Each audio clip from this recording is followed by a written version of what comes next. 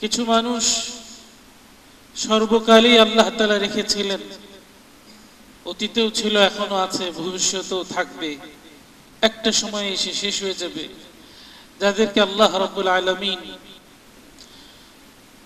অন্তর্চক্ষু সম্পন্ন করেছেন, অন্তর্দৃষ্টি সম্পন্ন, অন্তরে আলোকিত করেছেন, ঈমানের আলোয় আলোকিত, ইলমের আলোয় আলোকিত, মারিফাতে ইলাহি আল্লাহ তাআলার মারিফাতের আলোয় আলোকিত। এনারা যত বেশি নেক আমলের সুযোগ প্রাপ্ত হন, ততই ওনারা আনন্দিত হন, খুশি হন।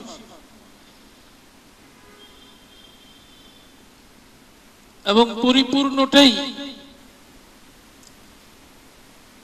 নেকের জন্য, আল্লাহর জন্য, আখিরাতের জন্য করতে পারাকে ওনারা সৌভাগ্যের কারণ মনে করেন, পছন্দ করেন। আর কিছু মানুষ যারা কিনা অঙ্গগত ভাবে দেহের মাঝে দুটো চোখ তো তাদের আছে, কিন্তু অন্তর্দৃষ্টি সম্পন্ন না, অন্তর্দৃষ্টির বিবেচনায় অন্ধ,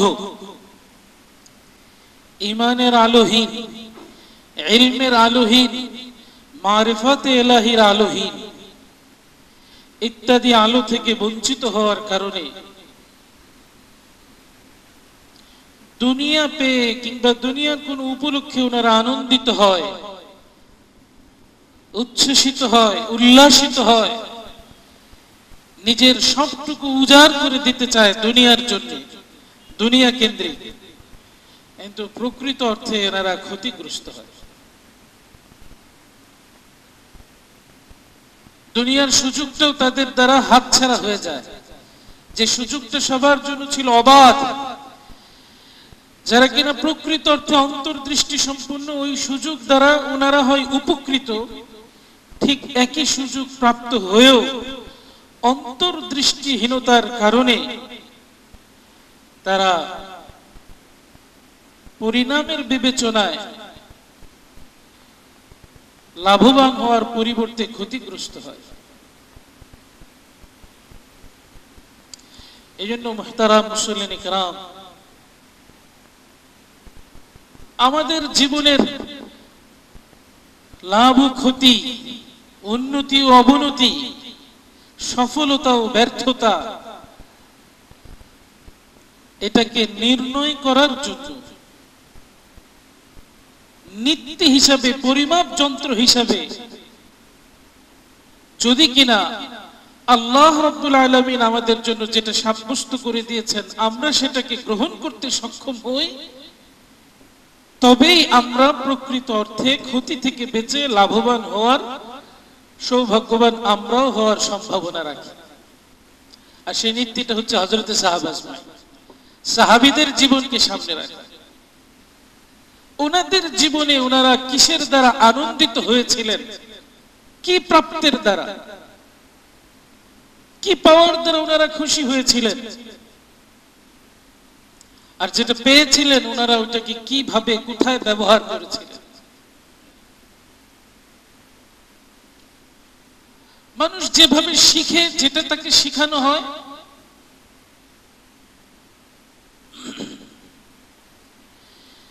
সেই শিক্ষার আলো দিয়ে মানুষ যেটাকে চিনতে শিখে, সেটাই মানুষ তার উদ্দেশ্য হিসাবে, লক্ষ্যবস্তু হিসাবে গ্রহণ করে। আফসোস ও পরিতাপের বিষয়, আমরা দীর্ঘ সময় যাবৎ নবুয়ত থেকে, সাহাবী থেকে, দিন থেকে, দিনের প্রকৃত আল্লাহওয়ালা ব্যক্তিদের থেকে দিন দিন আমরা দূরে সরে আসার কারণে যেই পরিমাণে, যেই হারে জাগতিক শিক্ষায় আমরা উন্নতি অর্জন করতে সক্ষম হচ্ছি, করছি, চিনছি, বুঝছি, জানছি, ঠিক তার চেয়েও দ্রুত গতি, বেগবান গতিতে আমরা আমাদের প্রকৃত সফলতার শিক্ষা দিন থেকে দূরে সরে যাচ্ছি। যার কারণে সফলতার দিকে এগিয়ে যেতে চাই, কিন্তু দিন শেষে কেমন যেন জোর করে ব্যর্থতাই আমার জীবনে চলে আসে। বহু মানুষ এই সমাজে আমরা দেখতে পাই বৈষয়িক উন্নতির অনেক কিছুই অর্জন করেছে, কিন্তু একটা সময় এসে দেখছে যে জীবনের এই 50, 60, 70 বছরের মেহনত ফলাফল কিছুই নাই, শূন্য। ভালো উপার্জনের জন্য ভালো স্কিল অর্জন করেছে, ভালো নিজেকে অর্থবিত্তশালী বানিয়েছে, দেখে শুনে জেনে শুনে যাচাই বাছাই করে তার দৃষ্টিতে সমাজের উত্তম ঘরের থেকে উত্তম পাত্রীটাকে পাত্রী হিসেবে নির্বাচন করে নিয়ে এসেছে।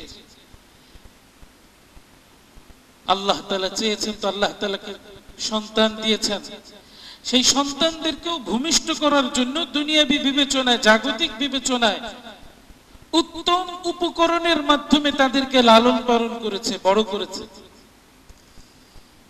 প্রসাধনী বলেন আর খাদ্যই বলেন আর বাসস্থান বলেন আর চিকিৎসা উপকরণ বলেন, এই সব কিছুর মাঝে যেহেতু তিনি সামর্থ্যবান, ব্র্যান্ডের জিনিস, ভালো জিনিস, উত্তম জিনিস দিয়ে সে তার সন্তানদেরকে লালন পালন করেছে, বড় করেছে।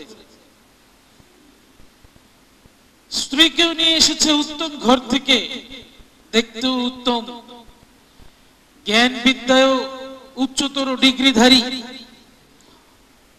বংশীয় মর্যাদায় পরিচিত পরিবার। কিন্তু দেখা যাচ্ছে যে একটা সময় এসে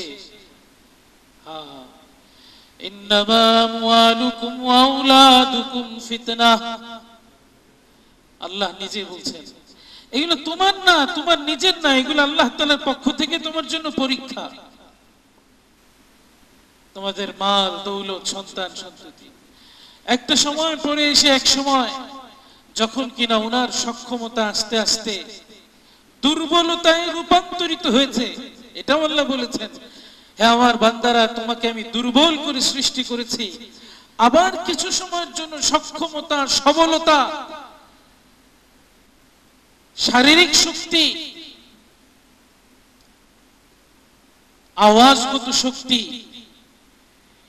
ইত্যাদি বিভিন্ন রকমের সক্ষমতা দিয়ে আমি তোমাদেরকে একটা সময়ের জন্য আমি তোমাদেরকে সাজাই। এর মধ্যে কাউকে কাউকে আমি ওই দুর্বল অবস্থায় নিয়ে যাই, কাউকে কাউকে সবলতা দেওয়ার পরে সবল অবস্থায়ও নিয়ে যাই, কাউকে কাউকে আমি আল্লাহ তার জীবনের অভিজ্ঞতার পরিধিকে ব্যপ্ত করার সুযোগ দিয়ে আবার দুর্বল অবস্থা পর্যন্ত তাকে নিয়ে যাই, আবার তাকে দুর্বল করে দিই। চোখে দেখে কম, কানে শুনে কম, দাঁড়াইলে বসতে কষ্ট হয়, বসলে দাঁড়াতে কষ্ট হয়, সবকিছু খেতে পারে না, সমস্ত রকমের পানীয় পান করতে পারে না, অনেক কিছু বিধিনিষেধ জীবনে চলে আসে, নিয়ন্ত্রণ চলে আসে। আস্তে আস্তে আস্তে আস্তে তার সামনে তার এই সাজানো দুনিয়াটা তার সামনে প্রকাশিত হতে থাকে। তখন সে দেখতে থাকে, যেহেতু সে অন্তর্চক্ষু সম্পন্ন ছিল না, সেহেতু সে সঠিকভাবে সঠিক পাত্রী নির্বাচনে ব্যর্থ হয়েছে, সন্তান পরিচর্যায় ব্যর্থ হয়েছে। ধাপে ধাপে দেখতে পায় যে আজকে একটা সময় এসেছে তার জীবদ্দশায় তার স্ত্রী তার সঙ্গ দিচ্ছে না, তার স্ত্রী তার কাছে বিশ্বস্ত জায়গা নয়, তার সন্তানরা তার জন্য বন্ধুর জায়গায় থাকে না, শত্রুর জায়গায় চলে যায়। সে সকলের থেকে আড়ালে থাকতে পছন্দ করে, একাকিত্ব পছন্দ করে। যাদের জন্য জীবনটা উজাড় করেছে, এই সব কিছু করেছে, আজ সে তাদের সঙ্গকে ভয় পায়, অবিশ্বাস করে। কি বলেন, এই সমাজে আছে কিনা এরকম ঘটনা? অবিশ্বাস করে। সে তার অজ্ঞাতসারে, পরিবারের অজ্ঞাতসারে কিছু যদি থেকে যায় সহায় সম্পদ, এটা সে আর পরিবারের জন্য দিতে চায় না, এটা সে উইল করে যায় অন্যের জন্য, সামাজিক কোনো সংগঠনের জন্য কিংবা কোনো ধর্মীয় প্রতিষ্ঠানের জন্য ইত্যাদি ইত্যাদির জন্য সেইগুলোকে ওয়াকফ করে যেতে চায়। তার এই প্রিয়জনরা তার দুনিয়াতেই তার কাছে অপ্রিয় হয়ে ওঠে। কেন? সঠিক সময় সঠিক পদ্ধতি গ্রহণে তিনি ব্যর্থ হয়েছেন। পেছনে ওনার যে সময়টা ছিল সেই সময় তিনি সঠিক সিদ্ধান্ত গ্রহণে ব্যর্থ হয়েছেন। মুহতারাম মুসলিম ইকরাম, হযরত আলী রাদিয়াল্লাহু তাআলা আনহুর ঘটনা আসছে কিতাবের মধ্যে হায়াতুস সাহাবাতে। বলেন, একদিন তীব্র শীতে আক্রান্ত, শীত নিবারণের মতন পর্যাপ্ত বস্ত্রের ব্যবস্থা আমার কাছে ছিল না। এতটাই শীতের তীব্রতার সম্মুখীন আমার কাছে পাশে পড়া একটা ভেজা চামড়া ছিল। চামড়ার ভিতরের অংশটা ভিজা, মানে শুকানো না, কোন প্রাণীর চামড়া। এবং যেহেতু শুকানো না, ভিজা চামড়া শুকানোর পূর্বে প্রসেসিং করা ছাড়া কিছুটা দুর্গন্ধ ছড়াইতে থাকে, কিছুটা দুর্গন্ধযুক্ত ছিল। এটা আমার শীতের তীব্রতা এত বেশি ছিল যে আমি সেই ভিজা চামড়াটাও গায়ে দিয়ে শীত নিবারণের জন্য বাধ্য ছিলাম, অর্থাৎ নিরুপায়। ওই চামড়াটা দিল তো বাহিরের শীত থেকে কিছুটা আমি বেঁচে যাব, এত শীতের সম্মুখীন। ক্ষুধার যন্ত্রণা তীব্রতর, খাদ্যের ব্যবস্থা ছিল না। আলী রাদিয়াল্লাহু তাআলা, কি তার পরিচয়? নবীজির চাচাতো ভাই, বংশীয় বিবেচনায় কুরাইশ বংশের যুবক, বৈষয়িক বিবেচনায় এত করুণ পরিস্থিতির সম্মুখীন। অন্য কোনো কারণ নাই, বিশেষ কারণের মধ্যে একমাত্র কারণ ইসলাম, মুসলমান হওয়ার কারণ। উল্লেখযোগ্য কারণের মধ্যে একটা বড় কারণ ইসলাম, মুসলমান হওয়ার কারণে বৈষয়িক বাধ্যতার জীবনের আজকে দুরবস্থা, বিভিন্ন ভাবে প্রতিকূলতার সম্মুখীন। সব জায়গায় অবাধ সুযোগ তার জন্য নেই। আজ আমরা মনে করি বুঝি, আমরাই বুঝি না, এটাই মুসলমানের ইতিহাস।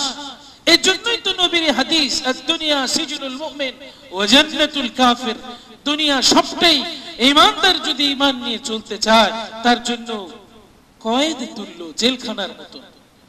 জেলখানায় কয়েদির জন্য খাদ্য বাসস্থানের ব্যবস্থা থাকলেও কোন রকম ন্যূনতম তার ইচ্ছা মোতাবেক নাই, যতটুকু দেওয়া হয় এতটুকু থেকেই যদি তোমার চলে যাও। ঠিক তো দুনিয়া মুমিনকে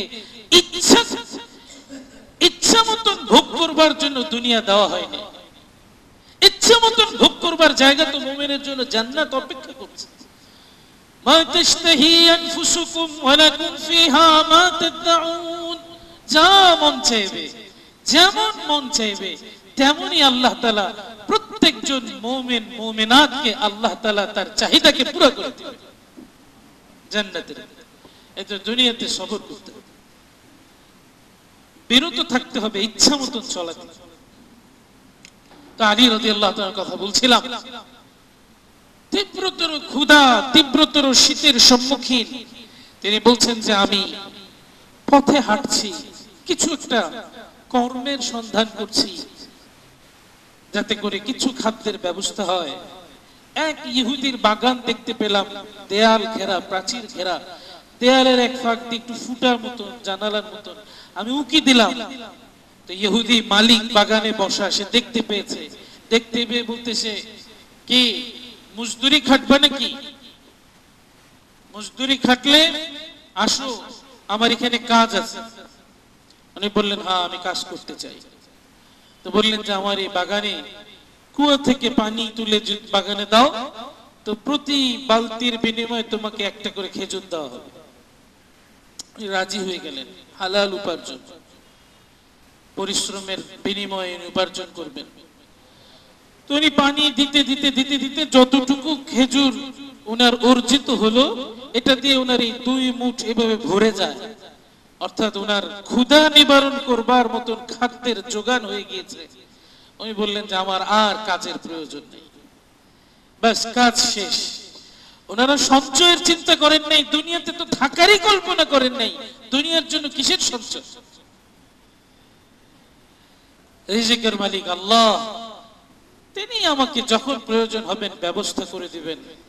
যতদিন হায়াত থাকবে ততদিন রিজিক আমার পেছনে ছুটবে, যেদিন আমার রিজিক শেষ সেদিন আমার হায়াত শেষ। এটাই আল্লাহর ফয়সালা। এরপরে তিনি বলেন, আমি এগিয়ে গেলাম, একটা মজলিস দেখতে পেলাম, যে মজলিসে আল্লাহর নবী সাল্লাল্লাহু আলাইহি ওয়াসাল্লাম বসা, কিছু সাহাবীরা ওনাকে ঘিরে বসে আছেন। আমি মজলিসের কাছাকাছি হলাম, দেখলাম মুসআব ইবনে উমাইর রাদিয়াল্লাহু তাআলা আনহু মজলিসের কাছাকাছি আসছেন। দূর থেকে নবীজি ওনাকে দেখে চেহারাটা মলিন হয়ে গেল এবং চোখগুলো ওনার অশ্রু কাতর হয়ে উঠল। হঠাৎ দেখলাম যে চোখের থেকে অশ্রু ঝরে পড়ল। এরপর আল্লাহর নবী নিজেই কারণ বিশ্লেষণ করলেন, হায়, এই মুসআবকে আমি কত বিলাসী জীবন যাপন করতে দেখেছি। তার মা বাবা তাকে ওই সময় প্রতিদিন 200 দিরহাম মূল্যের জোড়া পরিধান করাইতো, কত দামি সুগন্ধি তাকে ব্যবহার করাতো। মুসআব যেদিক দিয়ে হেঁটে যেত, দীর্ঘক্ষণ পরেও লোকে বলতে পারতো যে মুসআব এদিক দিয়ে অতিক্রম করেছে। আজ কেবল ইসলাম কবুল করার কারণে মুসআবের এই অবস্থা যে তার দেহে যে জুব্বাটা বা যে কাপড়টা পরিহিত, এই কাপড়টার মাঝে ততোধিক অনেকগুলা তালি যুক্ত। এটা দেখে নবী ব্যথিত হয়ে গেছে। এরপর আল্লাহ নবী নিজেকে নিয়ন্ত্রণ করলেন, সংবরণ করলেন। এরপরে নবীজি বললেন, সেদিন তোমাদের কি হবে, সেদিন তোমাদের কি অবস্থা হবে, ভালো করে শুনি আমরা। সেদিন তোমাদের কি অবস্থা হবে। নবীজি এখন নাই, এতে নবীর কাছে আল্লাহ তাআলা এখনকার জমানার চিত্রটাও তুলে ধরেছিলেন, যার কারণে নবী জানতেন সেদিন তোমাদের কি অবস্থা হবে, যেদিন কিনা তোমরা সকাল বিকাল একটা করে বস্ত্রের সেট, কাপড়ের সেট পরিবর্তন করবে। অর্থাৎ তোমাদের সচ্ছলতা এত পরিমাণে আসবে, একটা বস্ত্র তালি দিয়ে পড়তে হবে না, সকালে একটা পরবা, বিকালে আরেকটা পরবা। কি বলেন, এমন কাল আসছে কিনা আমাদের? সেদিন কি হবে, যেদিন তোমাদের এত সচ্ছলতা হবে, সকালে এক ধরনের কাপড়, বিকালে আরেক ধরনের কাপড়। বাসার জানালাগুলোতে এমন পর্দা ঝুলাবা তোমরা যেন মনে হবে বাইতুল্লাহর গিলাফ লাগাই। দামি দামি পর্দা, কি বলে, কম দামি পর্দাও মোটামুটি এই সভ্য ফ্ল্যাট গুলোতে চলে। কম দামি পর্দা কিনতে গেলেও এক একটা পর্দার জোড়া 2500 3000 টাকা করে দাম পড়ে। দামের তো শেষ নেই, আরো কত দাম, লক্ষ কোটি টাকা দামের হবে। আল্লাহর নবী ওই জমানায় বলছেন, এই জমানা 1500 বছর তো তিনি দেখেন নাই। আল্লাহ জানাইছে যে ঘরের জানালায় এমন পর্দা ঝুলবে যেন বাইতুল্লাহর গিলাফ ঝুলাইতেছে। সাহাবারা বললেন, হুজুর ভালোই তো হবে, আমরা সচ্ছল হব, আমাদের অর্থবিত্ত হবে, আমরা ধনী হব, আমরা লোকদেরকে কাজে লাগাই দিয়ে আমরা ইবাদত করতে থাকবো, আমরা ধনী হয়ে যাব।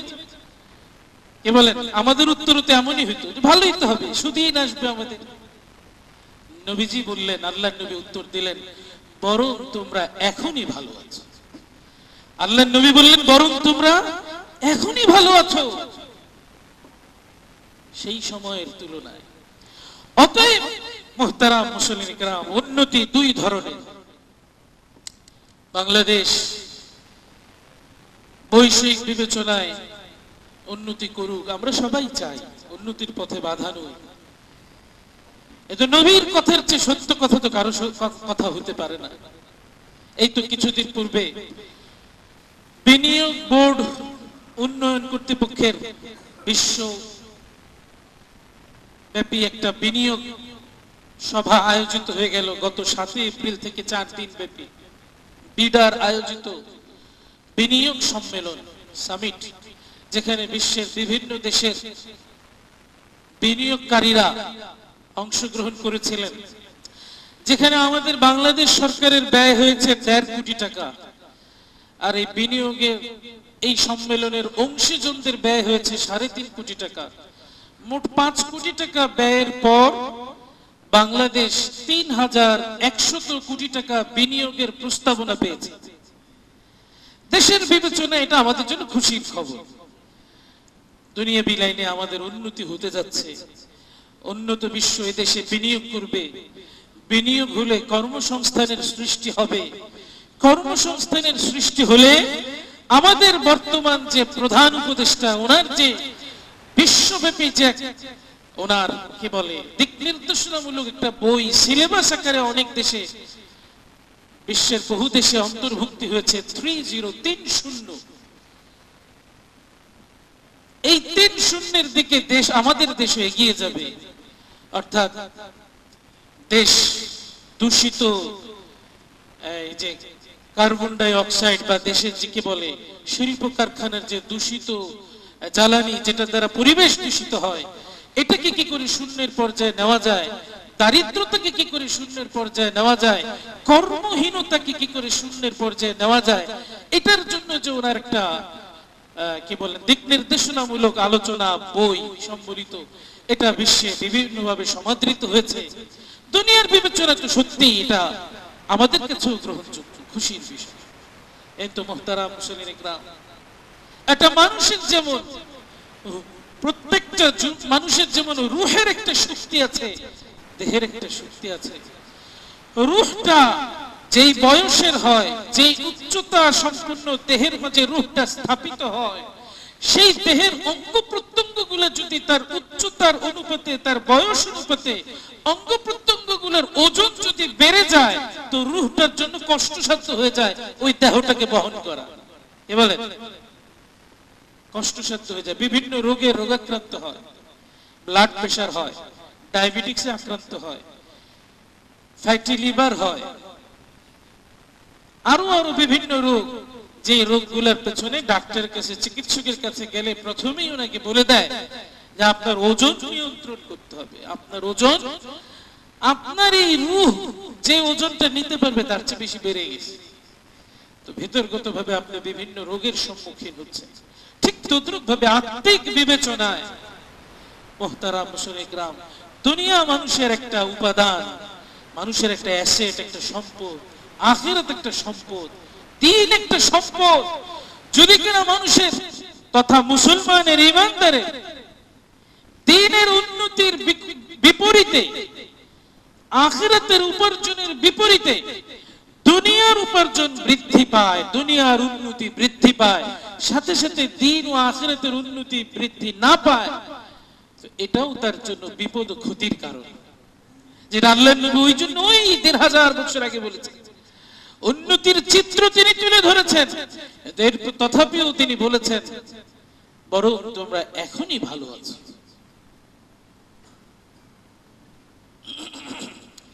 এই জন্য মুহতারাম মুসলিম ইকরাম, আল্লাহ রাব্বুল আলামিন আমাদেরকে যে নিয়ামত দিয়ে সাজিয়েছেন, সৃষ্টি করেছেন, লালন পালন করছেন, বুঝে আসে না, আমাদের বুঝতে পারি না, উপলব্ধি করতে পারি না।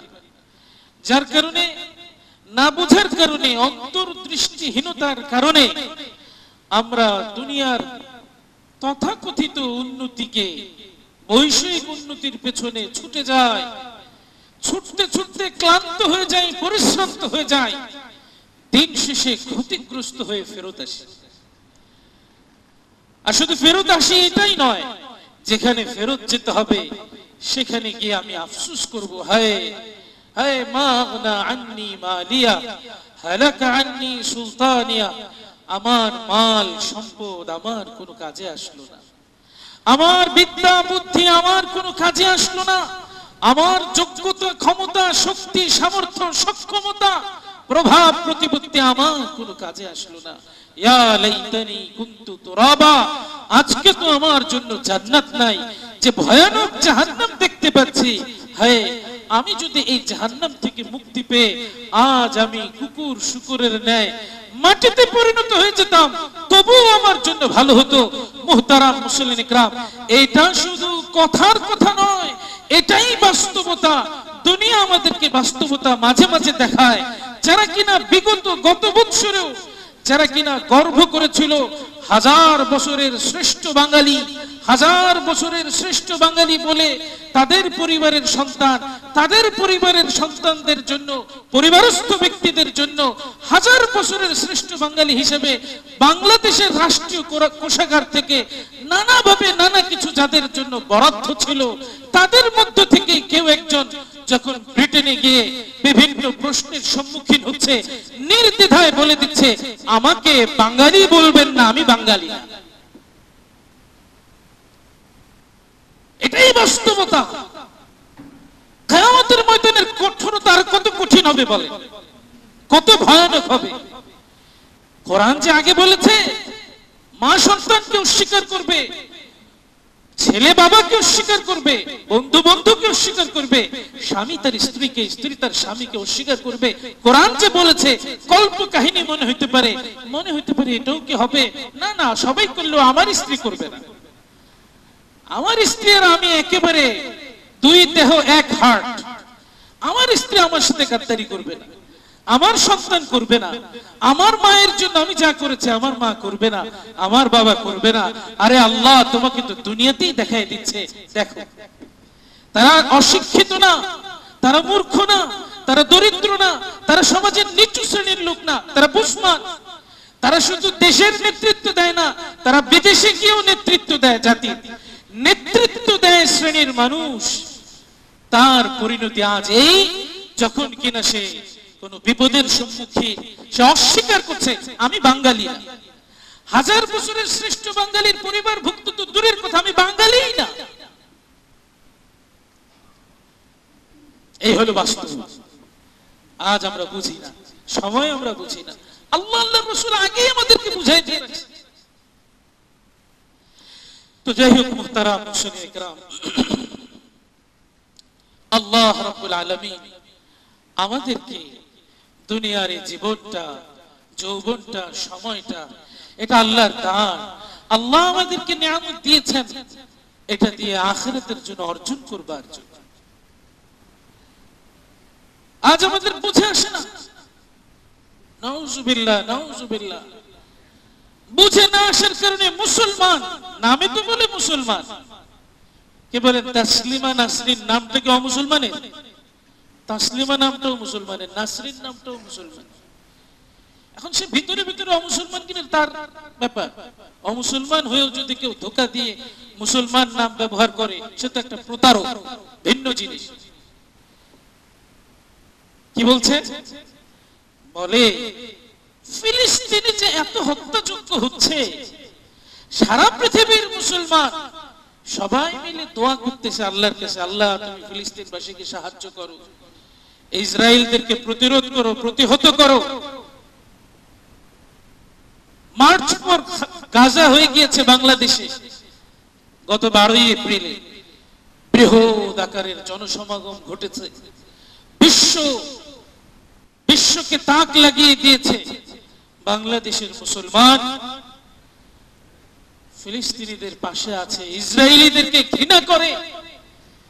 বিগত সরকার ইসরায়েলিদের ঘৃণার নিদর্শন যেটা ছিল বাংলাদেশের পাসপোর্টে, অ্যাকসেপ্ট ইসরায়েল, এই পাসপোর্টে পৃথিবীর সব দেশে যাওয়া যাবে, শুধুমাত্র ইসরায়েল যাওয়া যাবে না, এই কথাটাকে উঠিয়ে দিয়েছিল বাংলাদেশ বর্তমান সরকার।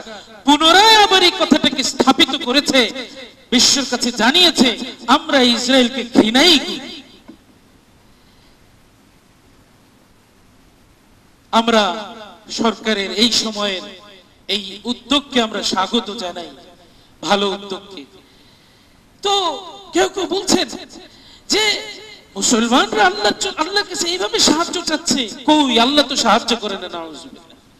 আল্লাহ তো ফিলিস্তিনিদেরকে বাঁচাচ্ছে না, ইসরায়েলদেরকে প্রতিরোধ করছে না। আরে ভাই, কথা তো বলার সময় নাই। কি হচ্ছে আমি বুঝবো কোত্থেকে? আদার ব্যাপারীর জাহাজের খবর, যে মালিক ফিলিস্তিনিবাসীদেরকে সৃষ্টি করেছেন, জন্ম দিয়েছেন, তিনি প্রতিনিয়ত দেখছেন কি হচ্ছে, কি ইশারা আছে, কি চাচ্ছেন তিনিই ভালো জানেন। তিনি যদি চান মুহূর্তের মাঝেই তো ইসরায়েলকে তিনি বিলুপ্ত করেই দিতে পারেন। এটাই তো ঈমানের কথা, এটাই তো আমাদের বিশ্বাস। কেন করছেন না এটা তিনিই ভালো জানেন। তবে উদাহরণস্বরূপ উলামা একরাম মাঝে মাঝে বলেন, কিছু কথা বলেন, যেমন বলেন দিনদার ব্যক্তি উলামা একরাম থেকে শোনা, একজন মালিক টাকা ঋণ নিয়ে ধার কর্জ করে অনেক ভাবে টাকা পয়সা জমা করে একটা জায়গা কিনেছে বা ভাড়া নিয়েছে, তার মধ্যে একটা শেড বানিয়েছে, তার মধ্যে নানা রকমের আয়োজন করেছে, তারপরে আরো টাকা পয়সা কর্জ নিয়ে কষ্ট করে কিছু কয়েকটা গাভী কিনেছে। কেন? তার উদ্দেশ্য এই গাভীগুলা দ্বারা সে ব্যবসা করবে, ব্যবসা করে সে লাভবান হবে, লাভবান হয়ে যা সে খরচ করেছে এই সমস্ত খরচ সে পরিশোধ করে দিয়ে আরো লাভবান হয়ে সে বিত্তশালী হবে। এখন যখন গাভীটা দুধ দিতে শুরু করেছে, দুধ দেয়, তার উদ্দেশ্য পুরো হচ্ছে মালিক গাভীটাকে আরো যত্ন করে, খুরার নিচে পড়ে, গাভীর খুরার নিচটা পর্যন্ত মালিক নিজের বাম হাত না ডান হাত দিয়েও ধুয়ে দেয়। কেন? এটা আমারে দুধ দেয়, এটা আমারে ব্যবসা দেয়, এটা আমারে লাভ করায়। মালিক তার গোবর পরিষ্কার করে দেয়, ধুয়ে দেয়, গোসল করায় দেয়, অসুস্থ হইলে ডাক্তার আনে, চিকিৎসক আনে, তার সেবা শুশ্রূষার ব্যবস্থা করে, উত্তম খানার ব্যবস্থা করে, দুধ কি করে বৃদ্ধি পায় এগুলোর ব্যবস্থা করে। কিন্তু দুদিন পরে আস্তে আস্তে দেখা গেল যে আস্তে আস্তে সে দুধ কমাই দিতে শুরু করছে, দুধ আসে না। বয়সের কারণে হোক বা বিভিন্ন কোন রোগের কারণে হোক, হইতে হইতে একসময় থেকে গেল ওলানটা ফেটে গেল, দুধ আর আসবে না। তখন কি করে? চিকিৎসক ওনাকে বলে দিল এটার পিছনে আর পরিশ্রম করে লাভ নেই, এই গাভীটা আপনাকে আর দুধ দিবে না। তখন মালিক কাকে ডাকে? কসাইকে ডাকে। কাকে ডাকে? কসাইকে ডাকে। এখন এটারে জবাই কর, এইটার আর দরকার নাই, এখন এটারে টুকরা টুকরা করে তরকারি পাকে খেয়ে পায়খানা করে দেব, শেষ। উদ্দেশ্য পুরো হয়ে গেছে, এর দ্বারা আমার আর উদ্দেশ্য নাই, স্বপ্ন নাই, এর বাকি থাকারও দরকার নেই। মুহতারাম মুসলিম ইকরাম, আমাকে আপনাকে আমার মালিক আল্লাহ বলেছেন তোমাকে আমি সৃষ্টি করেছিলাম আমার ইবাদতের জন্য, আমার পরিচয়ের জন্য, আমার প্রভুত্বকে পৃথিবীতে উঁচু করার জন্য, আমার রুবুবিয়তকে, আমার ওয়াহদানিয়তকে, এই উদ্দেশ্যে আমাকে আপনাকে মুসলমানকে, এই 200 কোটি মুসলমানকে আল্লাহ সৃষ্টি করেছেন। আমি আমার নিজেকে জিজ্ঞেস করি, আস্ক মাইসেলফ, নিজেকে নিজে প্রশ্ন করি যে আমি আমার রবের সৃষ্টির উদ্দেশ্যের মাঝে কত পার্সেন্ট আমি পুরো করতেছি। তারপরেও তো আমার রব আমাকে পালতেছে, আমাকে অক্সিজেন দিচ্ছে, গাছের মাধ্যমে অক্সিজেন প্রদান করছে। গবেষক যারা, তথ্যবিদদের তথ্য মতন বোঝা যায়, জানা যায়, আমি আপনি একজন প্রাপ্তবয়স্ক মানুষ প্রতিদিন কমসে কম 550 লিটার কিংবা 19 কিউবেক অক্সিজেন আমরা ধারণ করি, প্রকৃতি থেকে গ্রহণ করি। 550 লিটার, 19 কিউবেক, ক্যালকুলেশন করে দেখা যায় 1.4 1.5 কিউবেক, প্রায় 1.4 কিউবেক অক্সিজেনের বর্তমান বাজার মূল্য হিসাবে প্রায় 47 থেকে 50 হাজার টাকা। এর জন্য সিলিন্ডারের দাম 20-25 হাজার টাকা যদি বাদ দেওয়া হয়, তাও 22 থেকে 27 হাজার টাকা এই 1.5 কিউবেক অক্সিজেনের দাম।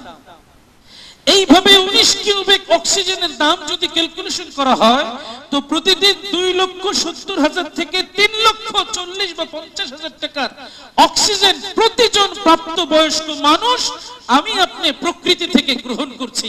এবার একটু হিসাব দেন, দিনে আপনি 3.5 লাখ টাকার অক্সিজেন নেন, আপনি আপনার রবকে কয় টাকা দিয়েছেন এই পর্যন্ত? এটা আপনাকে নামাজ পড়তে বললে কি বলেন? হ্যাঁ, নামাজ তো পড়তেই হবে, কামাইও তো করতে হবে, নামাজ পড়লে কি খানা খাওয়া যাবে? বলে দিই, আমি বলি না, নামাজ পড়লে কি খানা আসবে? আর বেকুফ, নামাজ পড়লেই খানা আসবে, খানা না আসলেও পড়তে হবে, খানা আসলেও পড়তে হবে। রব তো তোকে খাইতে বানাই নাই, রব তো তোকে নামাজ পড়তে বানাইছে। নামাজের জন্য যদি খানা না আসে, এই না খেয়ে মরে যাও তোর সফলতা।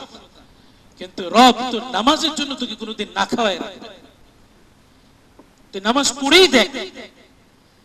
ওয়া'মুর আহলাকা বিস-সালাহ ওয়াসতাবির আলাইহা লা নাসআলুকা রিজকা নাহনু নারযুকুকা ওয়াল আকিবাতু লিত-তাকওয়া।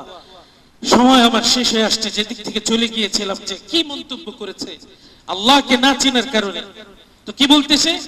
এই ফিলিস্তিনের জন্য মুসলমানরা এত দোয়া করতেছে, কই আল্লাহ তো সাহায্য করতেছে না, নাউজুবিল্লাহ। সে বলতেছে তার মানে আল্লাহ নাই, আদর্শ মুসলমান, নামে মুসলমান। আচ্ছা, এই কথা বলার পরে কারো ঈমান থাকতে পারে?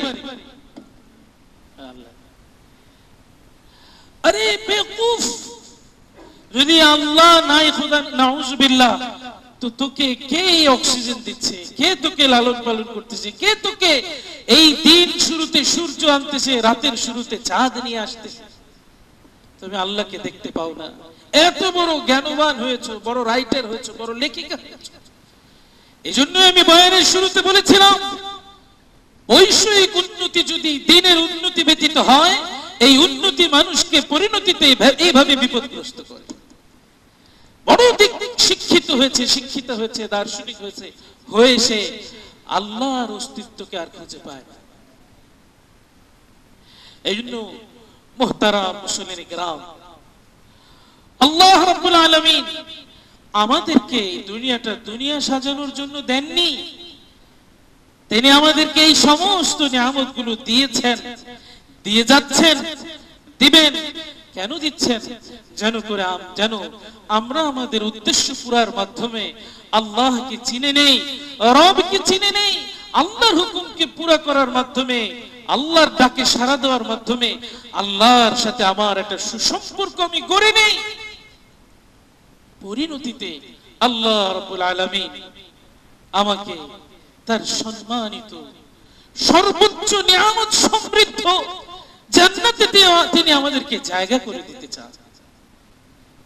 অফুরন্ত নিয়ামতের মধ্যে নিয়ে যাবেন, যেখানে কোনো মৃত্যু নাই, যেখানে কোনো ক্লানি নাই, যেখানে কোনো অনিরাপত্তা নাই, যেখানে কোনো অসুস্থতা নাই, যেখানে কোনো অভাব অভিযোগ বলতে কিছু। মুহতারাম মুসলিম কিরাম, এর জন্য আল্লাহ আমাদেরকে সৃষ্টি করেছেন, ঈমান দিয়েছেন। বুঝতে হবে, সময় থাকতে থাকতে বুঝতে হবে, ঈমানটাকে কাজে লাগিয়ে নেক আমলের মাধ্যমে নিজের সঞ্চয়কে বৃদ্ধি করতে হবে। এর জন্য আমি কোরআনে কারিমে যে আয়াত আমি পড়েছিলাম, সময় আমার শেষ হয়ে আসছে। আল্লাহর রাসূল বলছেন, তুমি তোমার এই দুনিয়া থেকে, আমাদের একটা মাদ্রাসার জন্য আমরা জায়গা কিনেছি আল্লাহর ফজলে, অনেক টাকা এখনো ঋণী। তো সেখানে আমি আলোচনাগুলো করেছিলাম, ওই জায়গায় আয়াতের হাদিসের আলোকে আলোচনা করেছিলাম। তো যখন মানুষ বুঝে, যারাই বুঝে এটাই তার সুনির্ধারিত বিনিয়োগ, সেই আগায় আসে যে এটাই তার সঠিক বিনিয়োগ, এটা তার জন্য ফলপ্রসূ দুনিয়াতেও এবং তার জন্য সঞ্চয় আখিরাতে। মুহতারাম মুসলিম কিরাম, আল্লাহ বলছেন مثل الذين ينفقون أموالهم في سبيل الله, তুমি তোমার উপার্জিত অর্থ হালাল পথে, প্রথম শর্ত হচ্ছে হালাল পথে উপার্জন করো, অল্প করো, এটা তোমার জন্য মঙ্গলজনক। এই দুনিয়া অনেক হয়ে যাওয়া মঙ্গলজনক নয়।